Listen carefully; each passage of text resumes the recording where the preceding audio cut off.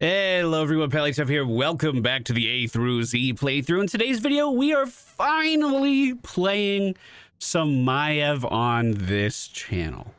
My memory of Maiev was when she was added to the game, I just didn't really like the character. She seemed really weak, and I have a really bad habit of just not playing new things. May was super duper strong. She's just sitting at level 5.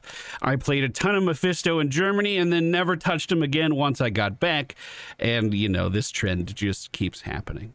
However, Maiev has consistently been patched over the last 2 years and been sent in a positive direction. It's just been buff after buff after buff to various aspects of her build. It hasn't just been one particular talent or one popular ability. It's been a wide range of buffs to make her feel better to play. As of right now, she does have a 52.66% win rate, which feels a little high. I'm going to check it again using more patches. I'm trying to trust the newest patch data, but I feel like it might be a little too new. And with just the newest patch data, a popularity of only 4% and a ban rate of less than a percentage, almost half a percentage, 0.6%. As of right now, her pick rate of 3% makes her the 11th least played hero in the game. Now, I've been doing my part to raise that. I have done 11 practice games leading up to today's episode because every year I was like, yeah, I should learn how to play Maiev. I should do that at some point. This is the year. Well, at least 11 games worth. What I found was a character that I actually enjoyed quite a bit. And the playstyle took me a little while to get used to, but essentially you're diving after your enemies and then tethering them to you so you can then displace them back to your team. And you guys know how I feel about displacements. I think it's the funnest part of playing MOBAs. That's why I love Stitches and Junkrat and all those other characters that can do it. Today's video was recorded with viewers live on Twitch because Quick Match has been tilting me. I do miss Click a Talent, which feels really bad because it was a super important one for the build. But let's just say it was a pretty intense match.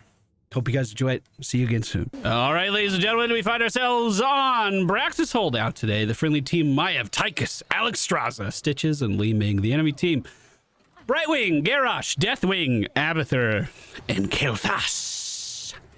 I'll probably cover this in the intro for the episode, but I've been trying really hard to get better at Maiev, and I've been mostly doing just like one build. There is a setup where you go real try hard and go pin down and try to hit a bunch of different enemies.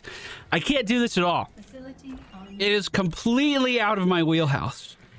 So instead, what I do is build for my E ability and then just go in and make stuff happen. It's actually really fun. At level 1, we did go for Bonds of Justice, and what we have to do is tether people with our W ability that are not our main target. What does that actually mean? Well, this guy is definitely going to be my main target, so we don't get anything there. But anything inside of this area when we use our W ability, if it's a hero, will be tethered to us. So if we see like this, I kind of want to stand here for a second. I stood here too long. Oh, I stood here way too long. We did get credit for 1. We basically have to do this 10 more times before the end of the game. It's not something we have to rush to do, but will increase our damage potential if we do it. One of the easiest ways of getting this talent to work is just by attacking a minion wave, and then when someone rolls up, I was hoping that Brightwing would be a good example there, you just literally press your W. It does reset your auto attack, and it does do cleave damage, so there are situations where I've been using it to actually just clear waves, but those are pretty few and far between. It's kind of too much of a commitment. A 14-second cooldown just to hit a wave one more time seems a little excessive. Maiev's actual ability to clear waves isn't that bad, though. Let's pull Garrosh off of our Stitches. If we send in our E ability, the Spirit of Vengeance, it actually deals damage on the way out and then deals damage again as it returns. So you can kind of clear a wave pretty effectively just by throwing out your E and a couple Qs. It gets the job done pretty fast. We do see Deathwing for the enemy team is hanging on to his objective. Here we go on Brightwing. That did not count as an additional tether. By the way, that circle that forms, if an enemy stays inside of that circle, but then hits the edge, like if they're walking out and hit the edge, they will be pulled back to me. Hey, bud. They also get stunned in the process as well. So we do have a little bit of crowd control, although that stun is very, very, very, very short. Oh, I walked into that, my bad. Didn't see it at all. 20 seconds on my sippy cup. Are we going... Do we have W build? Q build. Okay. Garrosh standing on point. Brightwing moving in as well. They're playing pretty cautiously. Tried to tether Garrosh here, and it did work. I'm trying to make sure I don't spread the bomb to everyone at the same time. I've been trying to figure out who I would compare Maiev to. And to me, she kind of feels like a Zeratul a little bit. Not as much damage output, nothing quite as crazy, but with just the amount of freedom that you have with your movement and the amount of weird shit that you can do in team fights, I'm getting a lot of Zeratul vibes. Our Q ability, I should be casting this a bit more than I am. This only has a 4-second cooldown, and it does have a deceptively long range. I literally, going into this character, thought it was a melee range ability. It indeed is not.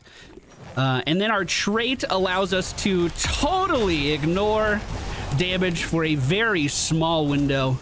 We can literally jump into the air and pretend like the damage doesn't exist. I'm not too sure how the physics of that actually work, but the actual implementation of it is pretty fun.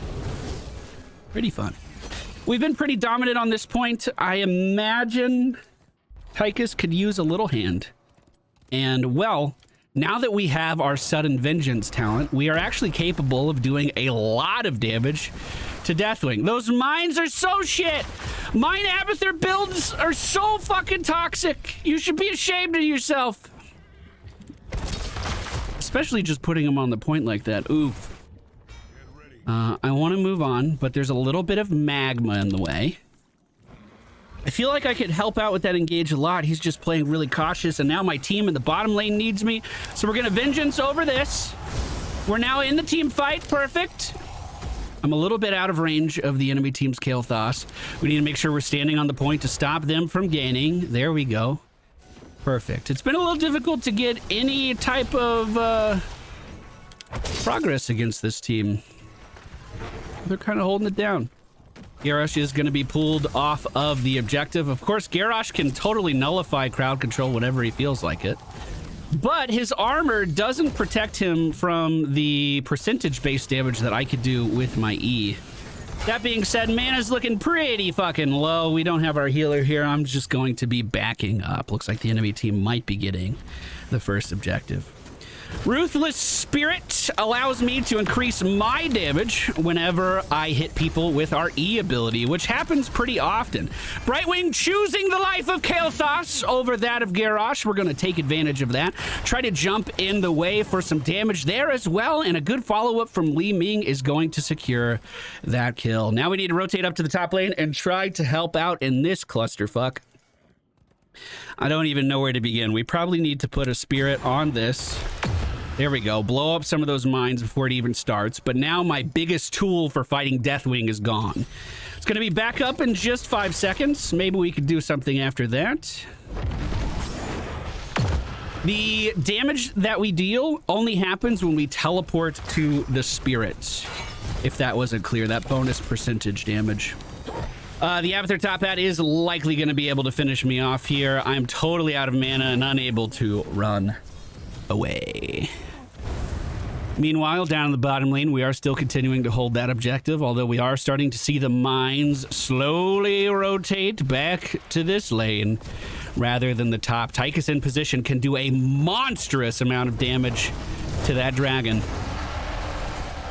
But there we are going to see the Cataclysm being used really aggressively. The entirety of our team standing in it, but still securing the kill onto the enemy Deathwing. We are en route and almost there. One thing I really like about our E ability, and I feel like it's actually kind of uncommon, The cooldown of our E starts immediately, even though the persistent part of the spell stays out. And what I mean by that is we have a 15-second, 13-second cooldown on this, but if I send out my E and then just don't do anything with it, you'll notice it's only a 9-second cooldown when that thing comes back. So, like, 15 seconds seems like a really long time. 13 seconds, however long I said, seems like a really long time. But in practice, you're actually casting the ability much more. You could see the amount of damage that the teleport does to Deathwing. We basically just showed up and he was missing an armor plate. We do it again, he's missing another armor plate. It is so crazy strong, dude. Friendly team does manage to get to level 10. The enemy team still holding on to that top objective, but with Deathwing out of the map, we might be able to capitalize on it. We are seeing some mines laid down by the enemy, dealing quite a lot of damage to us. Garrosh and Brightwing were up here. I assume they're still here. I'm just going to kill off this mine. We don't need to overcommit to that or anything. Kel'Thas starting to poke in down in the bottom lane. I have a bad feeling that Garrosh is just going to throw me onto some mines. And I gotta be honest, I do not want that. Unfortunately, missed my ultimate ability on top of Brightwing, but I am moving in for some extra bonus damage. Deathwing now engaging. We're going to try to focus him down with our teleport. Boom. Big damage. Unfortunately, the friendly team completely melted inside of his flames. This is the enemy Abathur clone of Garrosh. I haven't seen too many Abathur Garrosh clones. Stitch is trying to move up to deal some damage here, but unfortunately, I am pushed pretty far back behind the buildings at this point.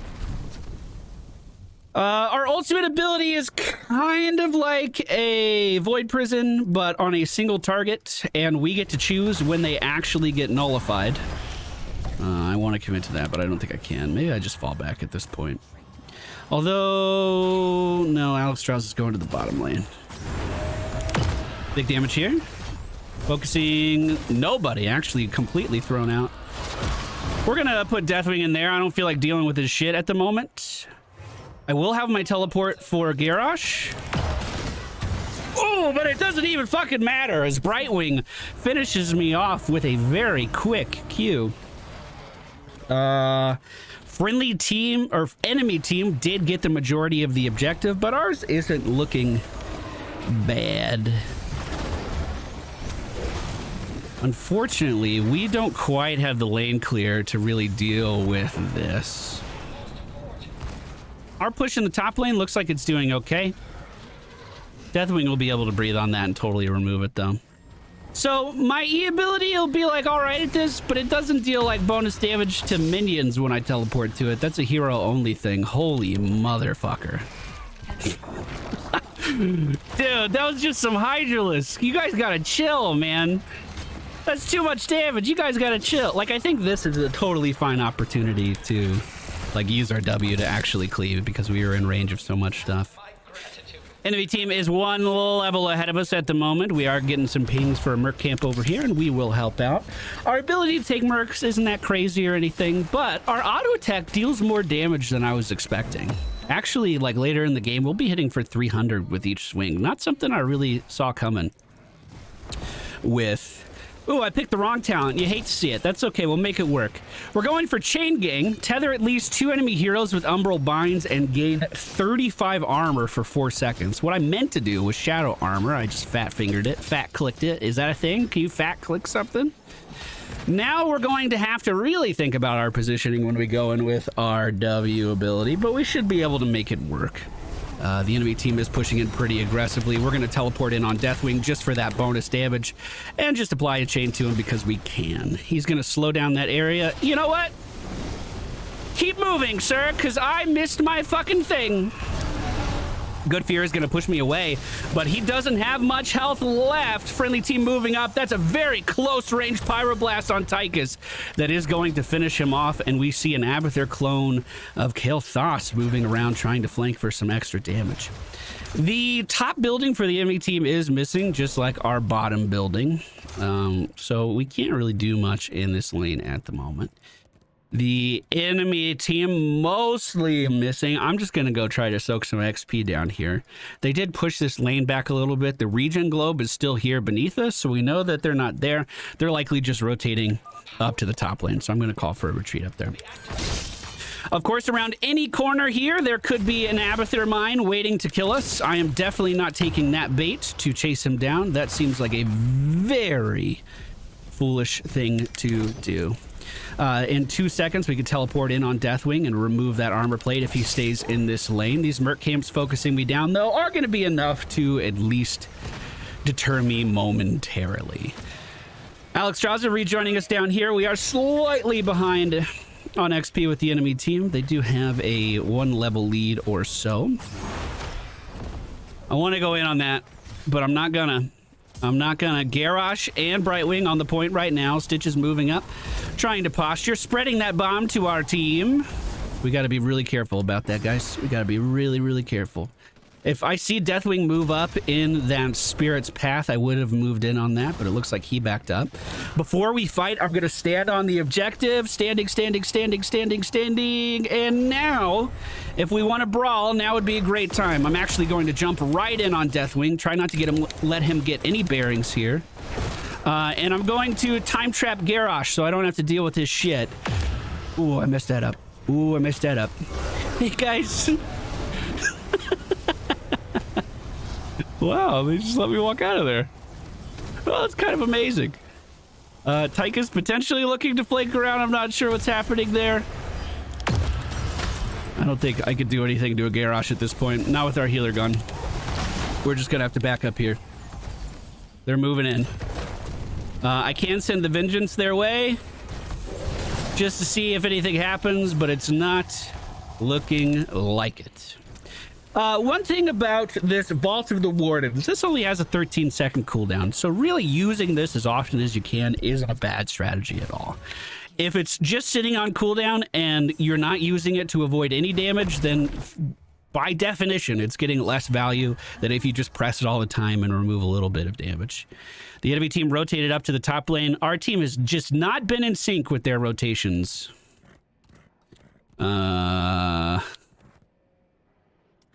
I'm afraid, but I got it. Okay, delaying the inevitable a little bit longer. Our friendly team starting to respawn 17 seconds until they're back up. The enemy team getting some of their mercenary camps. That's going to do a lot of damage to the top lane. Deathwing staying up top for now. Gonna avoid that. Spread the bomb to my team, exactly like I meant to do, of course. With Brightwing inside of the time prism, we might be able to do a little something, but Garrosh actually totally ran over our Alexstrasza, and it looks like he's gonna run over me too. Oof. We are seeing Tychus trying to stand on his own, but just not going to happen. The enemy team likely about to channel this bottom objective. That's going to be pushing the top lane this time. We should be up in time to defend if it does go that way. Yeah. 10 seconds. 10 seconds until we're up. That's a really big wave.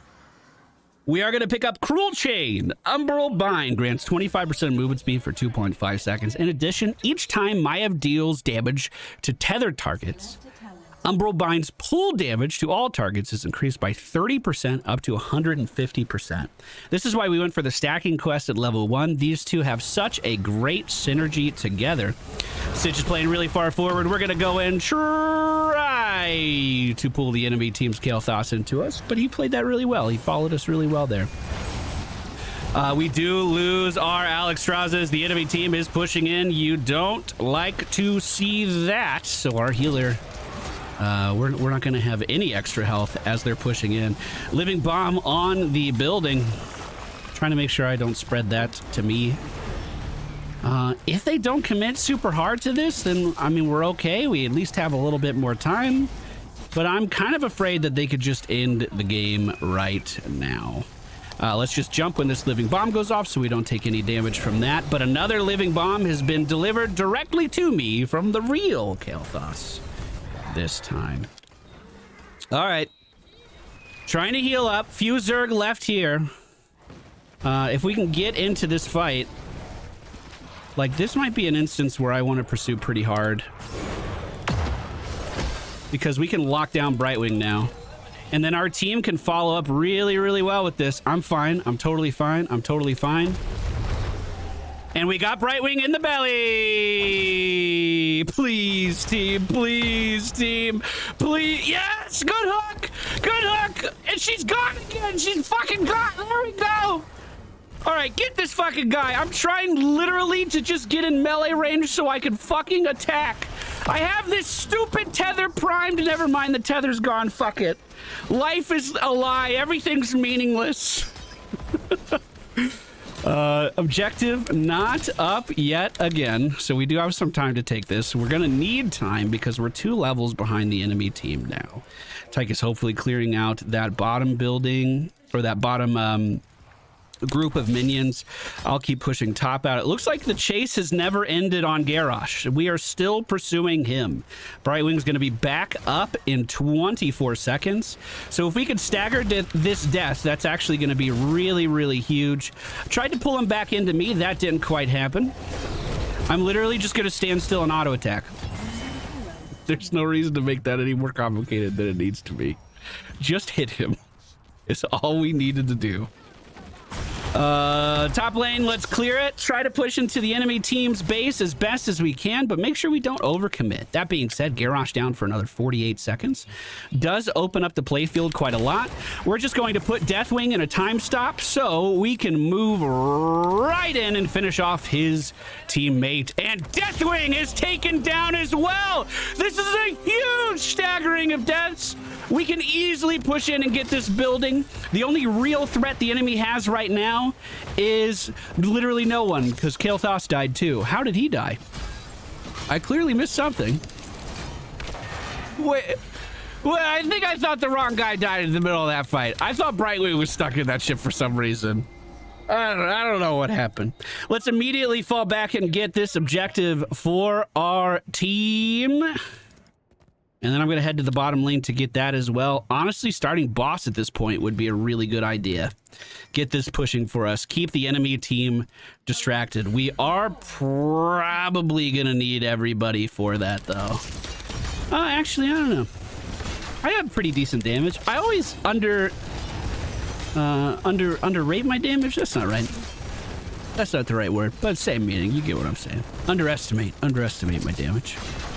All right, with that boss, we should be looking pretty good. Enemy team moving above us to take this. We're just going to spear it right over the wall and get in here. This bottom building will be completely toppled by the boss. They have no hope of defending that.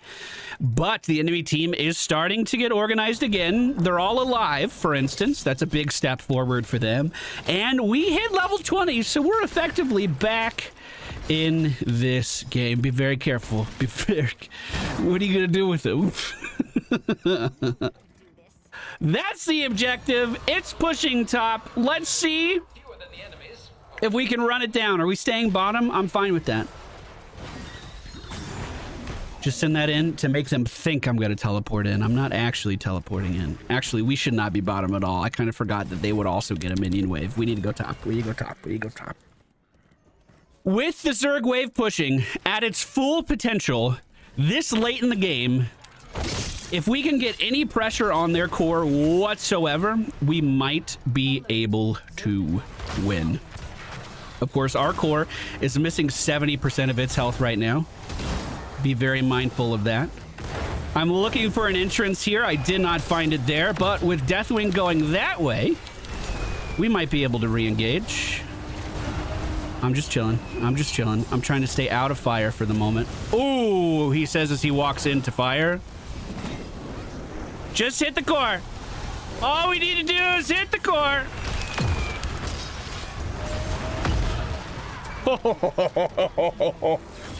Oh.